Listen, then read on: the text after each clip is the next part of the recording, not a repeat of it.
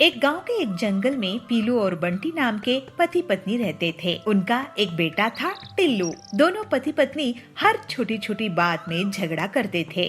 उन दोनों के झगड़े में टिल्लू बहुत परेशान होता था। एक दिन बबलू अपने बेटे को बर्गर लाके देता है। तभी वहाँ पीलू आ जाती है। सुनो जी, ये क्या बेकार की चीज खिला रहे हो मेरे बेटे को?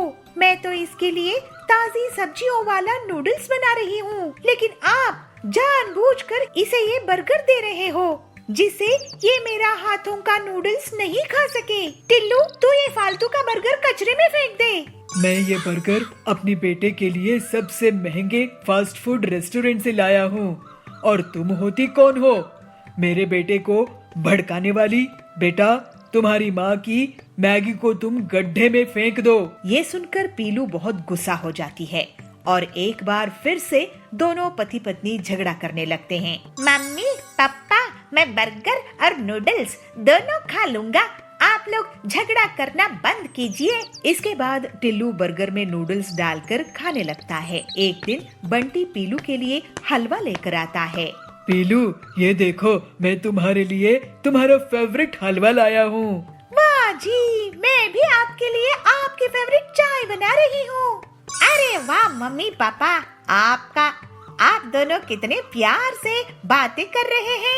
आज टीवी में न्यूज आई थी कि लोगों को कंपनी से निकाल रहे हैं। क्या आपको भी नौकरी से निकाल दिए हैं क्या? हाँ, मुझे निकाल दिए हैं। अब घर का खर्च तुम थोड़े दिनों के लिए चलाना पीलू। अरे लेकिन ईएमआई कैसे भरेंगे? हम तो बर्बाद हो जाएंगे। मम्मी पापा, मेरे पास एक आइडिया है।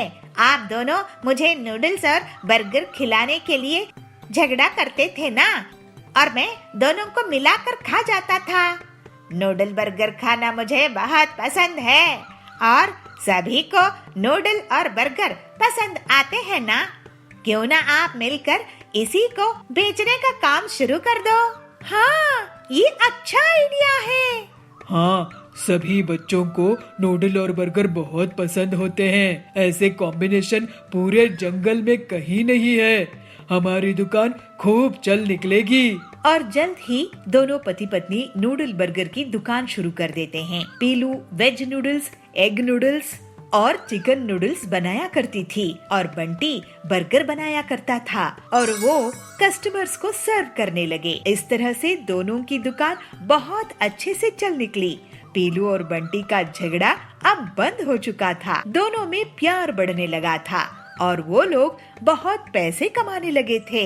बेटा टिल्लू, ये तुम्हारी ही आइडिया का कमाल है जो नूडल बर्गर लोगों को पसंद आ रहे हैं।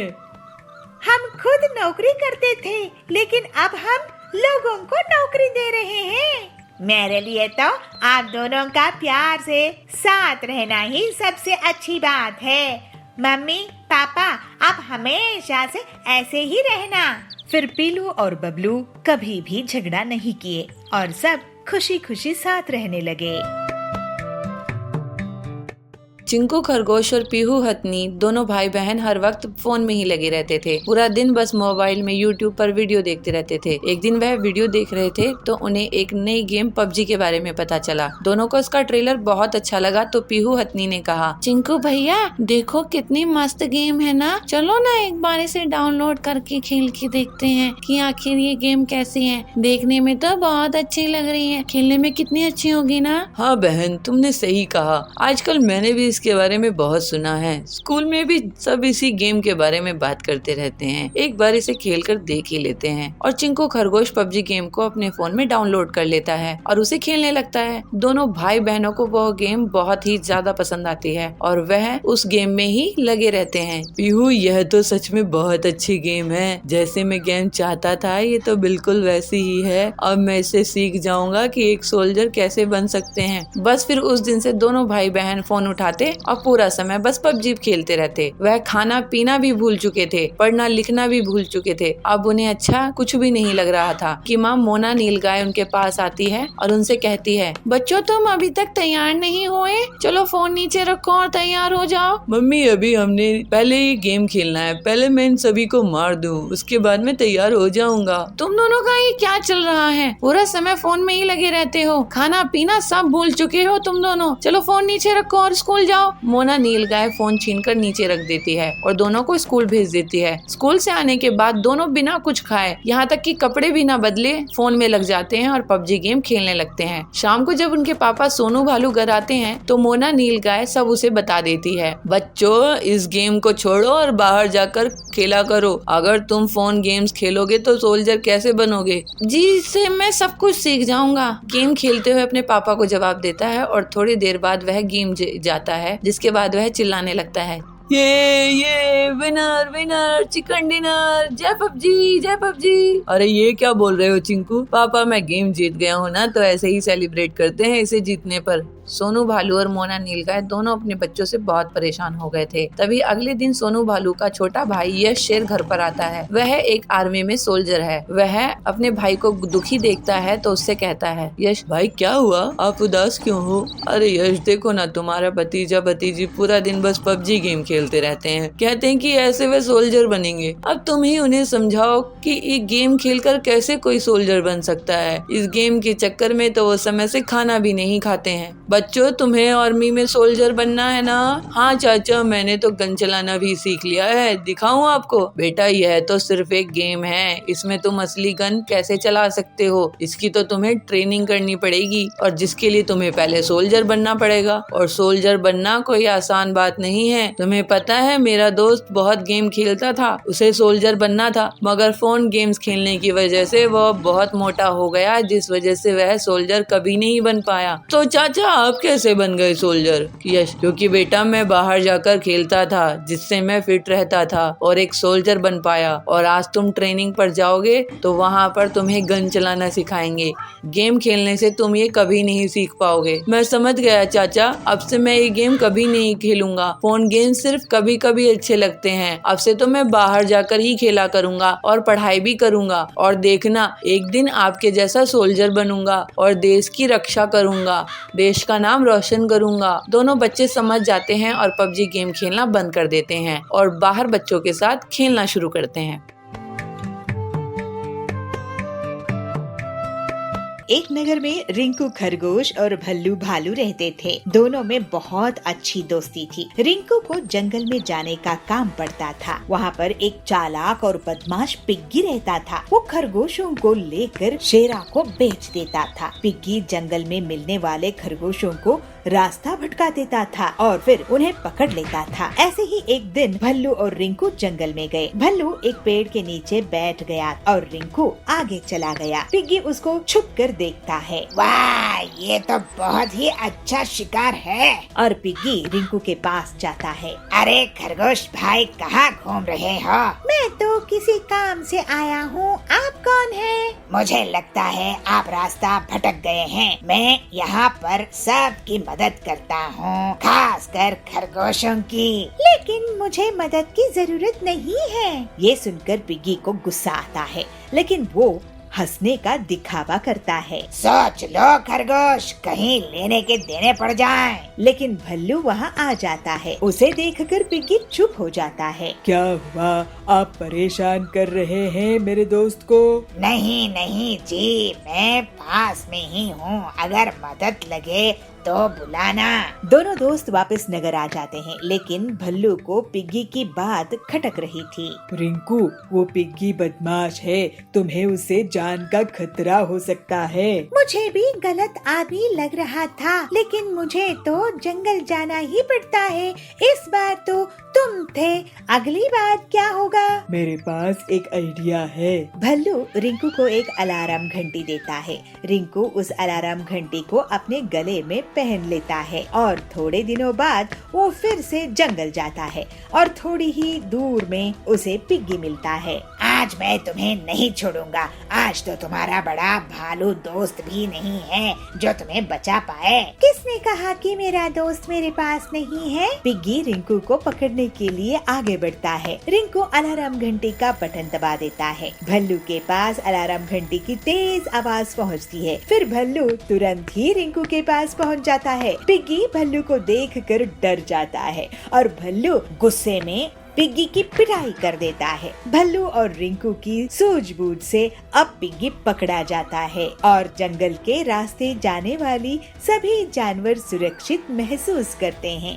इस तरह से भल्लू और रिंकू की बड़ी मुसीबत में भी बड़ी समझदारी काम आई। शहर के एक जंगल में पीलू अपने पति बबलू कबूतर के साथ रहा करती थी। वो अपने पति को लंच बॉक्स देकर उसे ऑफिस भेजती है। तभी उसे एक अपने मोटर वाहन से उतरती दिखती है। अरे बबली तू! अरे पीलू तू यहाँ कैसे? बबली, मैं और मेरे पति इस घोंसले में किराए से रहने के लिए आए हैं। अच्छा चल, मैं अब घर के अंदर चलती हूँ। मुझे इतनी देर धूप में रहने की आदत नहीं है। मैं तो एसी में ही रहती हूँ। अच्छा, लेकिन स्कूल में तो तू हमेशा बाहर धूप में ही खेला करती थी। स्कूल की बात अलग थी। अब मैं अमीर घर में शादी होके आई हूँ। मुझे धूप बिल्कुल सूट नहीं करती है। दूसरे दिन पीलू बबली के घर अचार लेकर जाती है। बबली, ये देख, मैं तेरे लिए आम का अचार लेकर आई हूँ। इसे मेरी सास ने बनाया है, वो भी घर में। अरे, ये ऑयली अचार मैं नहीं खाती हूँ पीलू। ये सब गांव में चलता होगा, मेरे यहाँ नहीं। इसे तू वापस ले जा। पीलू उदास होकर कहती है। ओहो बबली, तेरी लाइफस्टाइल तो बहुत बदल गई है। चल ठीक है, मैं अब चलती हूँ। ऐसे कहकर पीलू वापस अपने घर चली जाती है। ऐसे ही कुछ दिनों बाद करवा चौथ का त्योहार आता है। पीलू अपने पति से कहती है, बबलू जी, मैं ये साड़ी करवा चौथ में पहनूं तो कैसी लगेगी? पीलू, तुम भी क्या सोचती होगी कि कैसा पति मिला है, किराए के घर में रखा है, नई साड़ी भी नहीं दिला सकता। लेकिन क्या करूं, मेरी तनख्वाह इतनी कम है कि महीना पूरा होने के पहले ही सारा पैसा खत्म हो जाता है। काश इस त्योहार में मैं तुम्हें कम से कम एक अच्छी साड़ी दिला पाता। बबलू जी, आपका प्यार ही मेरे लिए असली दौलत है। आप चिंता मत करो, सब ठीक हो जाएगा। तुम सच में बहुत अच्छी हो पीलू। ये लो 1000 रुपए और इससे करवा चौथ का सामान ले आना। ठीक है जी, मैं पूजा का सामान ले आऊंगी। शाम में पीलू के घर बबली आती है। पीलू, आज करवा चौथ मनाने के लिए सभी बंगलों में आ रही है, तू भी आ जाना। मेरे बंगलों की छत से चांद साफ साफ दिखता है। तुम लोगों की छोटे छोटे घोंसलों में शायद वो सही से निकलेगा नहीं, फिर तुम लोग भूखी रह जाओगी। अगर सब आ रही है तो मैं भी आ जाऊंगी बबली। अब मैं चलती हूँ, मुझे तैयारी करने के लिए पर्सनल स्टाइलिस्ट आने वाली है। वो 50,000 ले रही है मुझे स्टाइल करने के लिए। तुम लोग तो खुद से तैयार हो जाना। रात में सभी बबली के बंगलों में पहुंच जाती है। पीलू भी वहां जाती है। अरे वाह बबली, तुम्हारी साड़ी तो बहुत ही अच्छी लग रही है। ये मेरे मुंबई जंगल के पर्सनल फैशन डिजाइनर ने मुझे डिजाइन करके दिया है। अरे तेरी मेहंदी, उसकी डिजाइन भी कमाल है। ये 25,000 की है। तुम्हारी मेहंदी के खर्च से हमारा पूरा घर ही चल सकता है। सब हंसने लगते हैं। चलो, अब चांद निकलने वाला ही है, लेकिन मेरे पति नहीं आए हैं। उनके हाथों से मैं फिल्टर्ड वाटर पीऊंगी, उसके बाद ही अपना व्रत तोड़ूंगी। एक के बाद एक सभी चिड़ियाएं अपने पति का चेहरा चांद के साथ देखकर साथ ही व्रत पूरा कर लेती है। पीलू भी बबलू के साथ व्रत पूरा कर लेती है, लेकिन बबली के पति अभी तक नहीं आते हैं। फिर सभी अपने अपने घर चली जाती है। देर रात को पीलू बबली को फोन लगाती है। अरे बबली, फोन क्यों नहीं उठा रही है? उसके पति घर आए कि नहीं? ऐसे कहते हुए वो अपने पति के साथ बबली के घर जाती है। वहाँ वो देखती है कि बबली अपने हॉल में बेहोश पड़ी हुई है। फिर पीलू तुरंत ही डॉक्टर को फोन लगाती है। इन्हें तो डिहाइड्रेशन हुआ है, इन्हें मैं एक इंजेक्शन देता हूँ, इससे इनकी हालात संभल जाएगी। इनके पति को जल्दी से बुलाओ। फिर बबलू तुरंत तुरंत ही बबली के पति के ऑफिस पहुंच जाता है और उन्हें पूरी बात बताता है। वो दोनों जल्द से जल्द घर वापस आते हैं। आप कहाँ रह गए थे? आपका फोन नहीं लग रहा था। बबली, तुमने मुझे बताया ही नहीं कि आज तुमने करवा चौथ का व्रत रखी है। चलो अब जल्दी से अपना व्रत पूरा कर लो। फिर पीलू की मदद से बबली अपना व्रत पूरा कर लेती है। बबली, तुमने भाई साहब को व्रत के बारे में क्यों नहीं बताया? मैं फैशन और मेकअप में इतना ध्यान ही नहीं दी कि मुझे इन्हें बताना था, याद ही नहीं रहा। पीलू, तुम्हारी सादगी से मैं सीखूंगी कि इतने कम पैसों में भी कैसे अच्छे से रहते हैं। अब मैं अपनी दौलत के लिए इतनी घमंडी नहीं रहूंगी। उसके बाद से बबली सुधर जाती है और सादगी से अपना जीवन बिताने लगती है। टॉली नगर के जंगल में कड़क सेठ पिज्जा की बड़ी सी दुकान चलाता था। उसी की दुकान के सामने पीलू सस्ता दाल चावल बेचा करती थी। ये बात कड़क को बिल्कुल पसंद नहीं थी। एक गरीब उसकी दुकान के सामने अपनी दुकान लगाए। एक दिन कड़क अपने आदमियों के साथ पीलू के पास जाता है। तू यहाँ से अपनी दुकान हटा। तेरी गरीब दुकान के कारण मेरे इस शानदार पिज्जा शॉप का शो खराब हो रहा है। कड़क सेठ जी, आपका और मेरा क्या मुकाबला है? आपकी इतनी बड़ी दुकान है, अमीर लोग वहाँ आते हैं। मैं छोटी सी गरीब, मेरी दुकान में गरीब लोग ही आते हैं। और वैसे भी मेरी दुकान आपके पिज्जा शॉप से बहुत दूर है। मुझे ज्ञान देती है? फिर कड़क और उसके आदमी पीलू की दुकान को तोड़ फोड़ देते हैं। पीलू बहुत दुखी हो जाती है। वो रोने लगती है। हम गरीब लोगों की कोई नहीं सुनता, सिर्फ दाल चावल ही तो बेचा करती थी मैं। इसमें इस कड़क सेठ का क्या नुकसान हो रहा था? लेकिन घमंड के कारण उसने मुझ गरीब की दुकान ही तोड़ दी। पीलू रोते रोते सो जाती है। जब वो उठी है तो देखती है कि कड़क सेठ और उसके आदमी उसका मजाक उड़ा रहे हैं। ये देखकर वो बहुत गुस्से में आ जाती है। अब मैं भी गरीब लोगों के लिए पिज्जा बनाऊंगी, ऐसे ठान लेती है। ऐसा सोचकर पीलू अपनी टूटी हुई दुकान के सामान को फिर से इकट्ठा कर लेती है और तवे में पिज्जा बनाने लगती है। कुछ गरीब चिड़िया वहाँ आती है। अरे पीलू बहन, तुम भी पिज्जा बना रही हो? ये तो हम खा ही नहीं पाएंगे, बहुत महंगे होते हैं ना ये, अमीर लोगों का खाना है ये। नहीं बहन, मैं पिज्जा सस्ते दामों में ही दूंगी और इतनी टेस्टी कि अमीर भी इसको खाने आएंगे। फिर थोड़े ही दिनों में पीलू का पिज्जा बहुत फेमस हो गया और गरीब लोगों के साथ अमीर भी उसकी दुकान में आने लगे। एक दिन पीलू के घर के पास दबंग जाबाज पहुंचता है। पीलू, मैं तुम्हारी दुकान में नहीं आ पाया, लेकिन मुझे तुम्हारा पिज्जा खाना है। लेकिन अगर मुझे पिज्जा पसंद नहीं आया तो मैं तुम्हें पैसे नहीं दूंगा। मैं आपको अभी एक पिज्जा बना कर देती हूँ। जाबाज जी, आपको जरूर पसंद आएगा। जाबाज को पीलू के पिज्जा बहुत पसंद आते हैं और वो उसकी तारीफ करके उसको पैसे देकर चला जाता है। इसको देखकर कड़क गुस्से में आ जाता है और फिर से अपने गुंडों के साथ पीलू की दुकान तोड़ने जाता है। तेरी ये हिम्मत, मैं फिर से तेरी दुकान तोड़ दूंगा।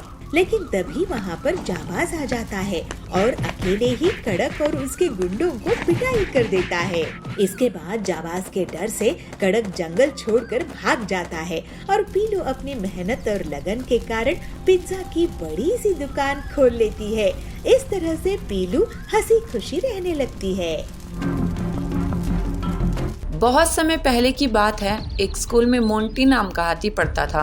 मोंटी के एनुअल एग्जाम आने वाले थे, पर इसके बावजूद वो नहीं पढ़ता था। एक दिन लंच के दौरान उसने देखा कि पीहू लोमड़ी अभी भी पढ़ रही है, तो वो उसके पास गया। पीहू, तुम अब भी पढ़ रही हो? चलो खाना खा लेते हैं, लंच हो गया है। थोड़ी देर और मोंटी, बस मेरा प्रोजेक्ट पूरा ही होने वाला है। और वैसे भी मैडम आज सबका प्रोजेक्ट चेक करेंगी ना। तुमने कर लिया तुम्हारा प्रोजेक्ट? नहीं, अभी नहीं किया। और वैसे भी अभी तो बहुत समय है। मैडम को तो 8वें पीरियड में आना है ना प्रोजेक्ट चेक करने, तब तक मैं कर लूंगा। मोंटी बहुत ही आलसी था। वो आज का काम कल पर ही थोप देता था। वहीं पीहू बहुत ही मेहनती और बुद्धिमान लड़की थी। वो हमेशा अपना काम समय पर पूरा कर लेती थी। रहने दे, मुझे तो लगता है आज तो इसी में लगी रहेगी। मुझे तो बहुत भूख लगी है। मैं तो चला लंच करने, तुझे जब करना हो तू कर लेना, और वैसे भी मुझे तो खेलना भी है। मोंटी खाना खाकर तुम भी अपना काम जल्दी से कर लो, नहीं तो टीचर गुस्सा हो जाएंगी, हो सकता है तुम्हें मार भी पड़े। तुम अपना काम करो, मेरी चिंता मत करो, मैं अपना देख लूंगा। ऐसा कहकर मोंटी वहाँ से भाग जाता है। मोंटी और पीहू क्लासमेट होने के साथ साथ पड़ोसी भी थे, इसलिए मोंटी के मम्मी पापा अक्सर मोंटी को पीहू की तरह बनने को कहते थे। देखो मोंटी, पीहू घर का काम भी करती है और पढ़ाई भी बहुत अच्छे से करती है। उसके मम्मी पापा को कभी उसकी शिकायत नहीं सुननी पड़ती और वो हमेशा क्लास में फर्स्ट आती है। तुम्हें तो घर का कोई काम भी नहीं करना पड़ता, फिर भी तुम पढ़ाई नहीं करते। तुम्हारे टीचर हमेशा यही कंप्लेन करते हैं कि तुम कभी काम समय पर नहीं करते, होमवर्क करके नहीं लाते, प्रोजेक्ट टाइम पर जमा नहीं करते। पापा, मैं कल से सारा काम टाइम पे करूँगा, आप देख लेना। ये तो बहुत अच्छी बात है बेटा, समय की अहमियत को समझो, इसका सदुपयोग करो, क्योंकि ये एक बार चला गया तो वापस नहीं आने वाला। मोंटी ने ऐसा कह तो दिया, पर इसके बावजूद उसने इस बात पर कभी अमल नहीं किया। वो अभी वैसे का वैसा ही रहा। ऐसे ही समय पंख लगाकर उड़ गया और मार्च का महीना शुरू हो गया। उसके पेपर के अब बस 2 दिन बचे थे, पर उसको अभी भी कोई चिंता नहीं थी। वो अभी भी खेलता रहता था। अरे मोंटी, तुम खेल रहे हो? अरे परसों से पेपर हैं अपने, घर में जाकर कुछ पढ़ो। परसों से है ना, तो मैं कर लूंगा, अभी तो 2 दिन बाकी है ना। मोंटी ऐसा कहकर खेलने के लिए निकल गया, पर पीहू अपनी पढ़ाई करती रही। अगले दिन फिर मोंटी खेलने के लिए निकलने लगा।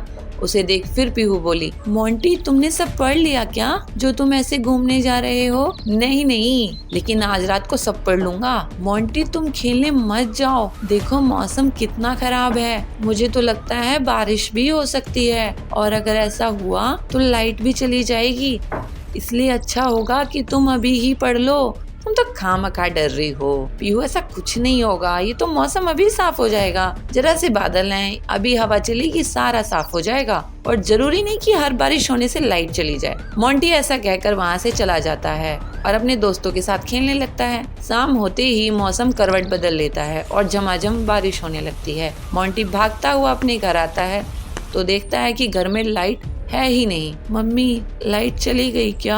हाँ बेटे, तुझे तो मालूम है ना, बारिश होती ही बिजली चली जाती है। लेकिन मुझे तो पढ़ना था, कल मेरा पेपर है, अब मैं क्या करूँगा? तुम्हें पता था ना कि कल तुम्हारा पेपर है, तो खेलने की बजाय पढ़ने नहीं बैठ सकते थे तुम? मैंने तुमसे कितनी बार कहा कि आज का काम कल पर मत डालो, पर तुमने मेरी एक नहीं सुनी। मोंटी अब दुखी हो जाता है। अगले दिन पेपर में वो कुछ भी नहीं लिख पाता, क्योंकि उसे कुछ याद ही नहीं था। वहीं पीहू का पेपर बहुत अच्छा जाता है, क्योंकि उसने अपना पाठ अच्छे से याद किया था। तो इसीलिए हम कहते हैं बच्चों, समय का सदुपयोग करो, जैसे पीहू ने किया, मोंटी की तरह नहीं।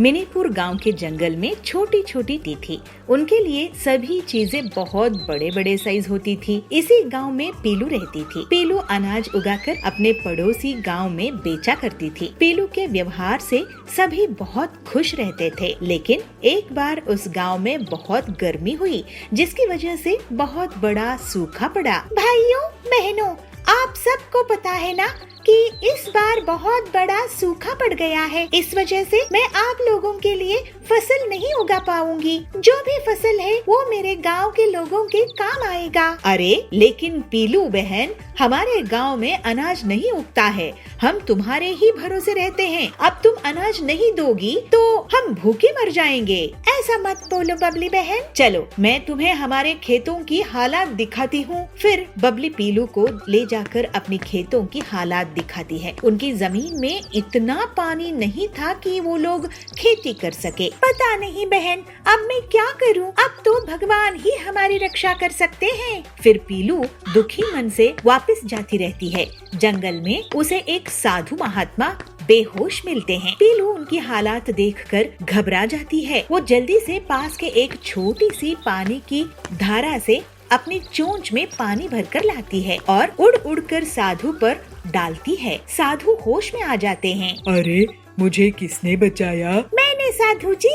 अरे तुम तो बहुत ही छोटी हो, तुम्हारी हिम्मत की मैं दाद देता हूँ। नहीं साधु जी, मदद करना तो मेरा फर्ज था। तुमने मेरी जान बचाई है। मैं इस धूप में बेहोश हो गया था। मांगो बेटी, क्या मांगना चाहती हो? मिनीपुर गांव में सूखा आया है।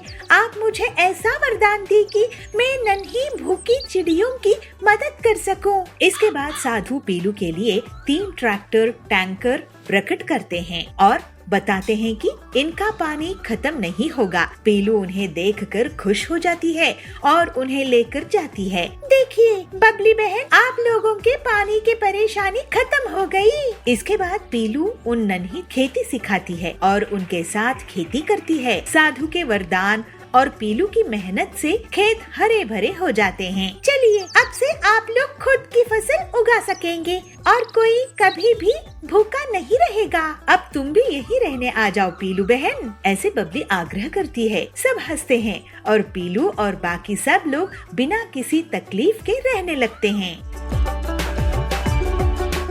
लालपुर गांव में बबलू ऑटो चलाता था। उसकी पीलू घर का काम करती थी, लेकिन गैस का दाम ज्यादा होने के कारण ऑटो वालों को फायदे नहीं हो रहा था। लेकिन बबलू एक्स्ट्रा टाइम करके पैसा कमा लेता था। ये बात कालू ऑटो वाले को पसंद नहीं थी। वो सवारी से ज्यादा पैसे लेता था। पीलू अपने पति से कहती है, सुनिए जी, आप भी ओवर टाइम करने की जगह ज्यादा पैसे क्यों नहीं लेते? ज्यादा पैसे कैसे ले लूं पीलू? बहुत से लोग गरीब होते हैं।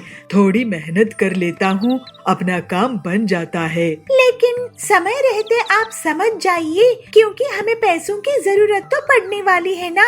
अपने बच्चे होंगे तो उनकी स्कूल की फीस, हमारा घर का खर्च। बात तो तुम सही कह रही हो पीलू। मुझे कोई रास्ता देखना होगा, मेरी ईमानदारी भी रहे और मुनाफा भी हो। ऐसे ही बहुत दिन बीत जाते हैं और बबलू के पास और ज्यादा ग्राहक आने लगते हैं। उसके ओवर टाइम खत्म हो जाता है और उसकी ईमानदारी से पैसे लेने के कारण उसे ज्यादा ग्राहक मिलते हैं और मुनाफा भी होने लगता है। लेकिन कालू इससे बहुत गुस्से में आ जाता है। इसको मजा चखाना ही होगा, बहुत ईमानदार बन रहा है ना। ऐसे सोचकर उस रात को बबलू के सो जाने के बाद उसके घर में जाता है और ऑटो पर पेट्रोल डालकर उसमें आग लगा देता है। अगली सुबह बबलू पीलू के साथ घर के बाहर आता है तो अपने ऑटो की ऐसी हालत देखकर रोने लगता है। हे भगवान, ये क्या हो गया? हम गरीब लोगों के साथ ऐसा नहीं होना चाहिए था। अब हम अपना घर का खर्चा कैसे चलाएंगे? बैंक से लिए हुए कर्ज भी चुकाना है। सोचा था कि ईमानदारी से काम करूंगा, लेकिन सब बर्बाद हो गया। पीलू और बबलू अब मजदूरी का काम करने लगे और घर के लिए पैसे कमाने लगे। कालू ये देखकर बहुत खुश हो रहा था। बबलू बहुत उदास हो जाता है। ये देखकर एक दिन हरिया उसे अपने गराज में बुलाता है। काम खत्म होने के बाद बबलू और पीलू हरिया के पास जाते हैं। तुम्हारा दुख मुझसे देखा नहीं जाता बबलू। मेरे पास 2 पुराने ऑटो पड़े हैं, लेकिन इनमें से एक में ही इंजन है। तुम चाहे तो ले लो। तुम बहुत नेक दिल के हो हरिया, लेकिन मुझे डबल मेहनत करनी पड़ेगी, तब जाके मैं इतने पैसे कमा पाऊंगा जिससे कर्जा उतर जाए। डबल मेहनत क्यों करना है जी? डबल ऑटो बना लो। हरिया भाई, आपके ये दोनों पुराने ऑटो अगर जोड़ लेंगे तो ये डबल ऑटो बन जाएगा और इसमें डबल सवारी आ सकेगी। मतलब एक ही बार में डबल मुनाफा। फिर पीलू के उस आइडिया से हरिया और बबलू डबल ऑटो बना देते हैं और बबलू ऑटो को ले जाकर जंगल में घूमने लगता है। ये देखकर कालू की सिर चकरा जाता है। बबलू के डबल ऑटो में बहुत सी सवारी बैठ जाते थे। पीलू, तुम्हारे कारण हम मुसीबत से बाहर आ गए हैं। नहीं जी, ये तो आपकी मेहनत का नतीजा है। हे भगवान, इस बबलू की ईमानदारी और लगन के आगे मेरी नहीं चलेगी। मैं तो जंगल छोड़कर जा रहा हूँ। और फिर इस तरह से बबलू अपनी मेहनत से ज्यादा पैसे कमाने लगता है। उसके घर की गरीबी हमेशा के लिए दूर हो जाती है। इस तरह से वो सब खुशी खुशी रहने लगते हैं। कोंडागांव के जंगल में बबलू अपनी पत्नी पीलू के साथ रहता था। बबलू बहुत ही नेक दिल, ईमानदार था, लेकिन वो जो भी काम करता था लोग उसका फायदा उठाकर उसे नुकसान पहुंचाते थे। बबलू एक बार किराना दुकान खोला तो गांव के लोग उसे उधार में चीजें खरीद लेते हैं और फिर उसको कभी भी पैसा वापस नहीं करते हैं। इस वजह से उसे दुकान बंद करनी पड़ गई। फिर बबलू ट्रैवल का बिजनेस शुरू किया, लेकिन गांव वाले उसे लिफ्ट मांगते थे और मुफ्त में ही जगह जगह ट्रैवल कर लेते थे। अपने सीधेपन के कारण वो किसी से पैसे भी नहीं मांगता था। लोग उसकी बस में बारात लेकर भी जाने लगे। इस तरह से उसका ट्रैवल का काम भी ठप पड़ गया। ऐसे ही एक दिन बबलू परेशान बैठा था, तब पीलू उसके पास आके बोली, क्या हुआ जी, आप इस तरह से परेशान क्यों हैं? तुम तो जानती ही हो पीलू, मैं जो भी काम शुरू करता हूँ उसमें मेरा आज तक नुकसान ही होता आया है। मुझे तो यही समझ में नहीं आता कि मेरा इतना नुकसान क्यों होता है। आपको इसलिए नुकसान होता है क्योंकि आप बहुत सीधे साधे हो। इन गांव वालों ने आपके भोलेपन का बहुत फायदा उठाया है। आप उधार में चीजें देते गए, कोई और दुकानदार ऐसा नहीं करता है। अगर ऐसा ही चलता रहा तो हमारे पास खाने के लिए भी पैसे नहीं बचेंगे। तुम सही कह रही हो पीलू, मैं अब एक आखिर बार एक काम शुरू करने की सोच रहा हूँ, नहीं तो शहर जाकर कोई नौकरी ढूंढ लूंगा। नहीं जी, शहर नहीं जाएंगे, यही कुछ कर लेंगे।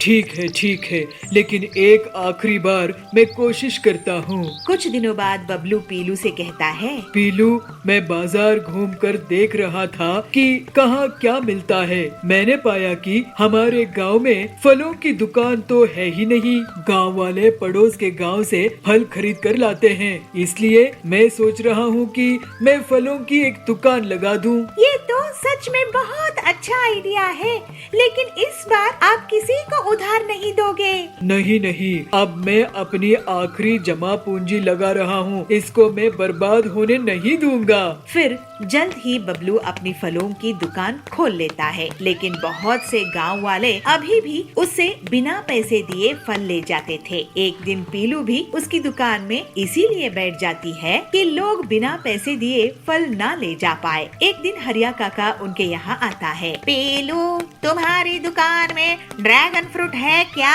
हरिया काका, ये लीजिए ड्रैगन फ्रूट, ये बहुत ही स्वादिष्ट होता है, लेकिन महंगा है। स्वादिष्ट तो होता है, लेकिन फायदेमंद भी बहुत होता है। और रही बात कीमत की, तो सेहत से बढ़कर क्या कीमत है। अभी मौसम बदलने वाला है और ये इन्फेक्शन से बचाएगा। मुझे ये 5 किलो दे दो। हरिया के जाने के बाद, सुनिए जी, हरिया काका क्या कह के गए हैं कि इन्फेक्शन होने का डर है मौसम बदलने से।